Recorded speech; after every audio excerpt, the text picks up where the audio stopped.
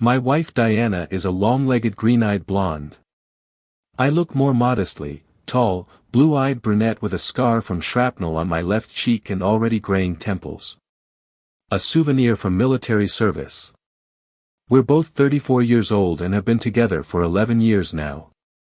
We have 2 kids, Pavel and Kostya, boys aged 10 and 8 respectively. I work as an expert in a jewelry store. I appraise and authenticate antique jewelry pieces. My wife works at a beauty salon doing manicures, pedicures, haircuts. She really loves her job even though she has a college degree. She graduated from Tech University majoring in refrigeration systems and equipment. Graduated alright, but never worked a day in that field. Right after graduation, she took makeup artist courses, and a friend got her hired at this salon. Lots of clients, both women and men. Useful connections. You know what I'm saying. We used to go to the sea once a year with our kids. I don't like crowded resorts full of tan studs in Turkey or Egypt. So we went to the Baltics and the Black Sea instead. In terms of intimacy, everything was fine too. It seemed to me that my woman was happy with this sweet side of family life. Always and everywhere. That's my motto when it comes to this area. At least there were no complaints from my wife about it. I boldly embraced any experiments or suggestions she had. All of this was until recently. But then, 6 months ago, her mom fell ill. All of Diana's energy went towards helping her mother. Frequent night vigils by her mother's bedside negatively affected our family relationships. No, outwardly everything looked normal. The soft, tender tired sadness of my wife when refusing me closeness. You understand, right? I'm so exhausted from work and taking care of mom. Wait, honey, not now. And a gentle, loving touch on my cheek. This, not now, became the motto of our family life. Everything was, not now, from sex to relaxation. Meanwhile, mom kept getting sicker, and Diana visited her more and more often. And at some point, she started spending more time with mom than with her husband and own children. Daughter's love. It's my MOM after all. I'm naturally not jealous.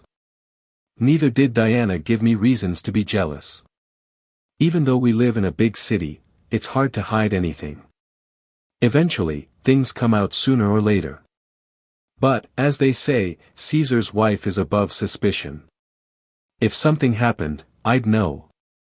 What a self-assured idiot I was. Now I realize that betrayal is inherent in women's nature, that most of their lives are ruled by emotions and passions. Throwing themselves into these romantic depths, they forget everything else. Husband, children, conscience itself. It's all an illusion, there's only me. That fateful day didn't start well from the very morning. Arriving at work, I remembered leaving the bathroom light on. Not much of a problem, but still decided to call home and ask my wife to check. However, neither the landline nor mobile phones answered. I was just about to head back home when someone connected me with a client. Yuri Vitalyevich, dear sir. This is Nikolai Andreevich Mezentsev speaking. Could you please drop by and take a look at something? I've been offered an antique platinum ring from mid-19th century. But I have doubts regarding its authenticity. I'll pay handsomely for your consultation. The speaker had a magical baritone voice that makes us gender partners melt. Mezentsev. Familiar last name. Then I recalled who he was, a wealthy philanthropist. Summer homes here, winter homes in Spain. Owner of several newspapers and shares in oil business. Looks like he's decided to invest money in antiques. Well, if you've got cash, we're coming over. Fine, I can make it around 4 o'clock. Send me your address. Great. Then I'll invite the seller over as well.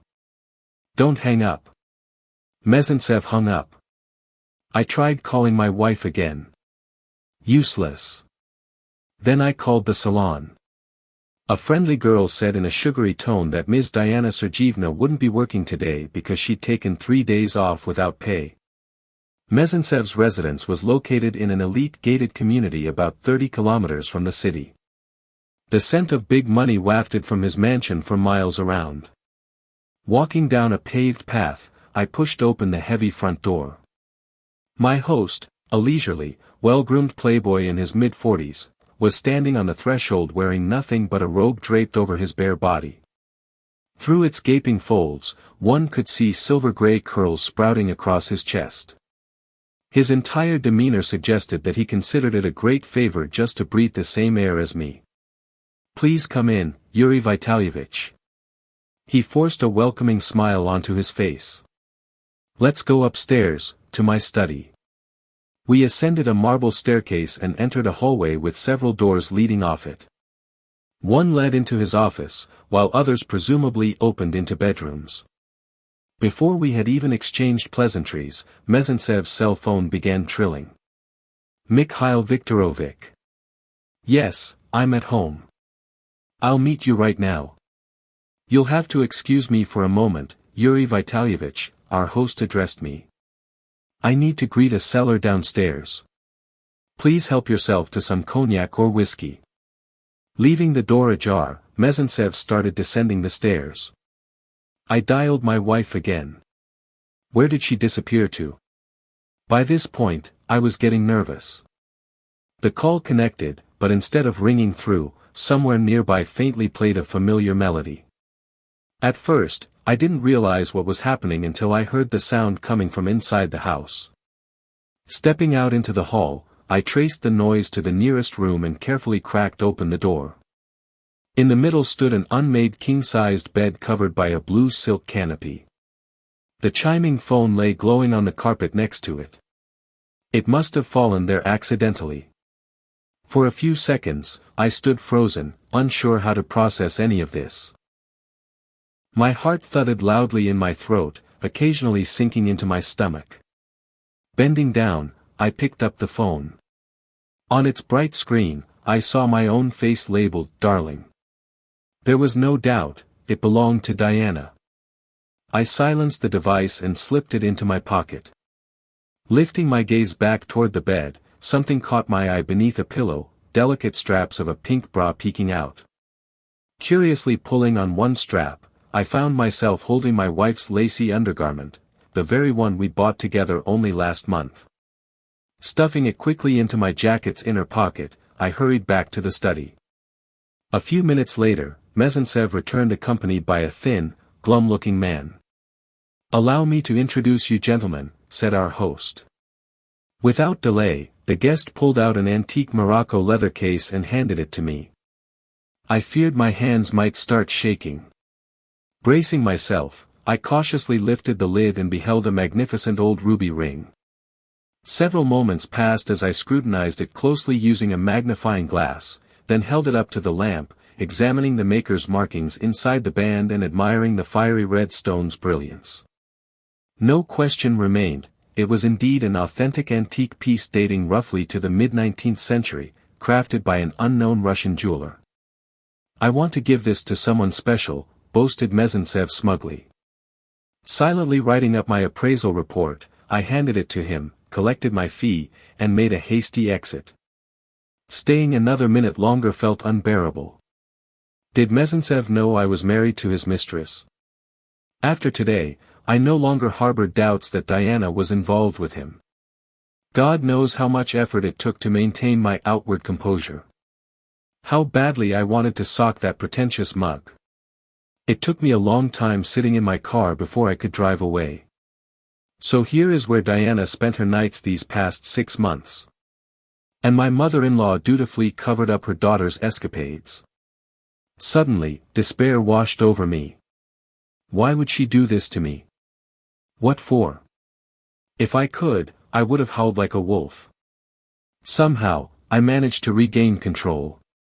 Now what should I do? Fine, let's head home and close this chapter.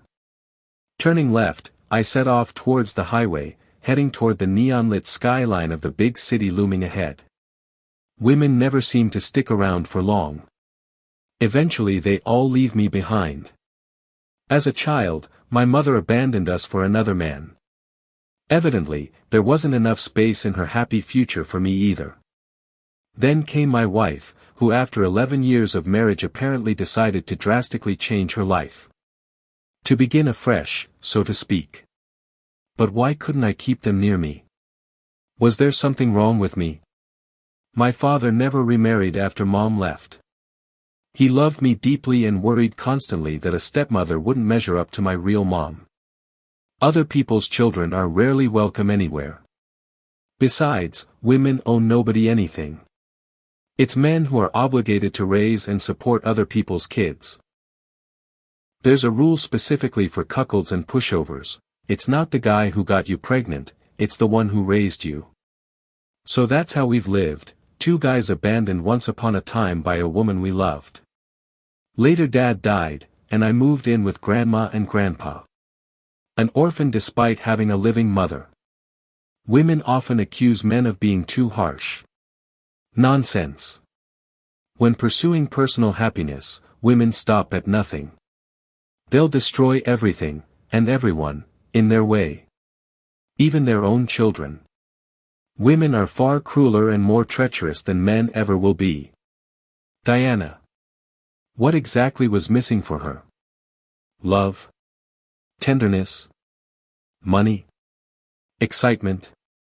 Over those 11 years, I hadn't glanced at another woman even once. Maybe that was my mistake. Perhaps she interpreted my love as weakness, convincing herself I'd never leave her side. Or maybe Diana never really loved me at all. Doesn't seem likely. All these years we were perfectly content together. I'm sure I would have sensed dishonesty. My heart would have told me otherwise. Up until today, I hadn't noticed any signs of infidelity. Everything seemed normal, as always. This fact tore my heart apart more than anything else. Dumb idiot. Diana cheated on me almost half a year, passionately cavorting in someone else's bed while pretending everything between us was fine. Morning conversations, caring for the kids, concern for me, all lies. I recalled the words of one emancipated lady friend: husband is a potential enemy. Do they truly think this way? And act accordingly, like sleeping with the enemy? For me, the outcome was clear. I realized it became unpleasant to communicate with Diana, feelings of disgust crept in. A betrayed woman feels like an ashtray. Sure, it may look clean, but when you remember what people used to extinguish cigarettes in it. Plus, given what happened, I oddly felt rather calm. Maybe later, the full horror of the situation would hit me. Right now, though, it felt surreal, as if I were watching events unfold from outside myself. When I arrived home, Diana still wasn't there. Walking into the kitchen, I retrieved a partially empty bottle of brandy from the cupboard and placed it on the table. Yet I hesitated to drink, deciding instead to confront my wife sober. Diana finally showed up sometime after midnight. Yura, forgive me. Vika had problems with her husband again, I had to rush over to comfort her. Wanted to call, but somehow lost my phone. Must have forgotten it at Mom's place. Diana rattled on as usual, taking off her coat and boots in the entryway. Hi, she pecked me on the cheek. Oh, brandy. Pour me some, please.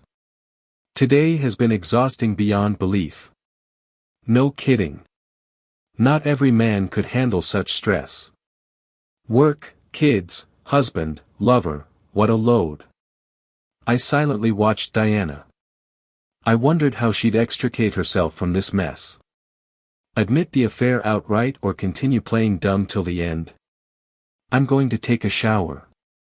She practically ran toward the bathroom. Clearly, she hadn't visited any Vika tonight. Strange, did her lover lack a bathroom altogether? Some kind of fetish thing? Or perhaps sins are best absolved at home? Diana continued talking, but the running water drowned out most of her words. Frankly, I didn't care anymore what she was saying. What mattered was what I would say. Wearing only a bathrobe over her naked skin and sporting a towel wrapped around her wet hair, Diana sauntered into the kitchen. Smiling seductively, she poured herself a small splash of brandy. For a brief second, I actually thought nothing significant had occurred. Just another ordinary evening among thousands like it. But only briefly. "Diana, sit down. We need to talk." I struggled hard to remain composed. Notice how discussions about infidelity always follow the same script. We need to talk. Whether initiated by husbands or wives, what's important is that the time for explanations has arrived. Diana looked surprised at me, pausing whatever chore she was doing. "Shall we postpone this until tomorrow?" Her tone wavered uncertainly, darting her eyes away. I understood immediately that she suspected the subject of conversation and sought to stall for time. But I wouldn't budge. "Diana, are you seeing someone?" "What do you mean?" She feigned surprise expertly. "Exactly, playing stupid. I mean, do you have a lover? Have you been cheating on me?" "For how long?" "Year, 6 months, week." "Look, Yura, you're delusional. Who's cheating, who's your lover? Lord Almighty, what nonsense are you spewing?" Diana acted insulted, incarnating pure innocence. Well done, maintaining perfect poker face, not a single muscle twitching. "Diana, don't pretend. I already know everything. How long, with whom, and even where. Oh, by the way, did you find your phone yet? Shall we call your mom?" She fell silent, gathering her thoughts. How terrible to lose things so easily. "You should check you haven't misplaced anything." I tossed her phone casually onto the kitchen table. Her pupils dilated visibly, her hand flew to cover her mouth. "Where did you get that?" She whispered hoarsely. "I found it in Nicholas Andreevich's bedroom." "Interesting nickname you've chosen for him. Bunny, Cutie Pie, Kolya. Or maybe Kolek." I openly mocked her. "No, wait, you misunderstand everything. True, I went to his house, but strictly for work purposes. I gave him a manicure." Diana appeared ready to burst into tears. She didn't even ask whose Nicholas Andreevich I meant. Clearly, she knew exactly who I referred to. "In his bedroom, in his bed?" "Let's assume so." "Were you also giving him a breast massage?" "With what breasts? Are you insane?" Diana screamed, clearly recovering from shock. Calmly, I dropped the bra onto the table. "That very same lace-covered pink one." Diana froze, frantically formulating excuses. "It was hot, so I changed into a robe and took off my bra along with it. You know how sweaty breasts get, especially in bras. Men don't understand these things. So there's even been a striptease show." I laughed mockingly. Although laughter was the furthest thing from my mind. Diana flinched sharply, realizing her lie had failed. "Yura, I love only you. Nobody else matters. I don't know what crazy ideas you've cooked up, but I'm telling the truth. We have 2 kids, how could there possibly be a lover or an affair?" Diana knelt before me. "Darling, sweetheart. I am completely innocent before you. I only have one man, and that's you. Believe me." Now sobbing loudly, Diana clutched my hand, kissing it repeatedly. Tears streamed down her cheeks in rivers. Her voice overflowed with love and tenderness, she was impossible to resist. What can I say?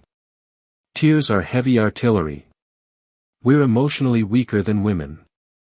I wanted to hug Diana, kiss her beloved eyes, stroke her hair, console her. Seriously, what betrayal? She was simply working. Okay, so she dropped her phone. These things happen. Never mind the bra, it's trivial stuff anyway. After all, she's being so sincere with me. Yes, I would have forgiven her, except for the telltale antique platinum signet ring adorning her right ring finger instead of her wedding band. There I sat listening to Diana's tearful lamentations, noting subtly how their tone shifted slightly. Hysterical notes vanished. It seemed like my wife was calming down. Intriguing, had she mistaken my silence for willingness to reconcile? Or did she sense that she succeeded in persuading me of her loyalty? As history shows, women regard men as a peculiar species capable of upright movement, which they try to domesticate, feed, and train to eat from their hands. Provided, of course, he doesn't bite fingers along with sugar cubes. Yeah, now I sound sarcastic, but back then I sat there stunned. Only gradually did the true significance of what was unfolding dawn on me. Finally quieting down, Diana stared at me expectantly through teary eyes, probably anticipating me leaping into her arms. Really, what else could a fool expect, whose wife has strayed nearly half a year without him suspecting a thing? Diana attempted to embrace me, but I drew back. Where did you get that ring? I grasped her right hand firmly. Ring? She feigned confusion, flickering her gaze guiltily. Yeah, that one, with the ruby. A friend recommended buying it. I tried it on, wore it around, checking whether it suited me. Realizing this was the endgame, Diana desperately scrambled for words, but it wasn't working. Enough. I think you'd better leave now. Anyway, you have somewhere to go. Tomorrow we'll decide about the divorce proceedings. Goodbye, Nikolashka. Instantly deflated, Diana turned to dress herself, crying inconsolably. She tried speaking to me several times, but I stayed mute. Pausing at the doorway, she faced me, trying to utter something, but I closed the door quietly behind her. When you're in love, no one else exists. Period. End of story. Once someone else enters the picture besides your loved one, that's it. We're together, comes to an abrupt halt. If you love, no one else matters. At all. Ever.